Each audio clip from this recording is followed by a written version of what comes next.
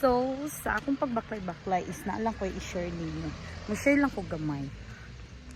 Gahapon, na ako'y giato sa pagadian. Dili kay nagpass lang ko requirements, but naapo ko yung importante nga butang nga gikuha dito. Pero as of now, bawal pa siya i-share.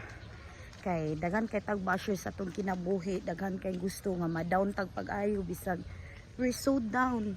Low, like that. Binuangan dyan ba? Sagulan dyan natong binuang dito.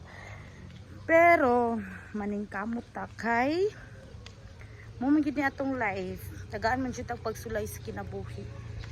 Nga, pwede natong kayanon, pwede po natong dili kayanon, kay it's our choice man po. Choice man sad nato nga, ato bangon ang atong mga problema, ato magpadala ta sa itong problema, ma-stress ta, ma-depress ta. Pero ningagib na po ko ka-depress guys. As in, 3 weeks jud kong dili ganahan mo lang taog-tawo.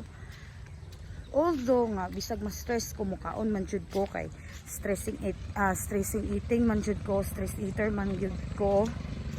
Ay, pasaylo sa pag-explain. Jud ko kabalik. Na-depress jud ko sa time na grabing pagpandaot sa kuha, dayon ganaang as in down jud kay ko, lugmo kayo ko, wala ko'y maduulan, naglisod ko sa tanan. Pero 3 weeks long, then until nga naka-decide ko, nakahuna-huna kong tarong unsa ang akong angay nga buhaton. Thanks God nga nakahuna-huna ko, but for now dili lang sa jud nako siya i-share kay lisod na. Basta hoping and praying God, your will be done. Mao lang gid na siya as of now. So, karon manikamot ta. Video gyapon ko guys, ganan ko mag video gyud. Basta di ay tagaan taog. Kuan sa Ginoo. Gamay mo tang vlogger. Vloggeris yarn. Feeling vlogger yan. Bala naggahi ang ato ang Bisaya, atong Tagalog ug English dira. Basta kay mag-feeling vlogger ta. Nun sa feeling guwapo bita.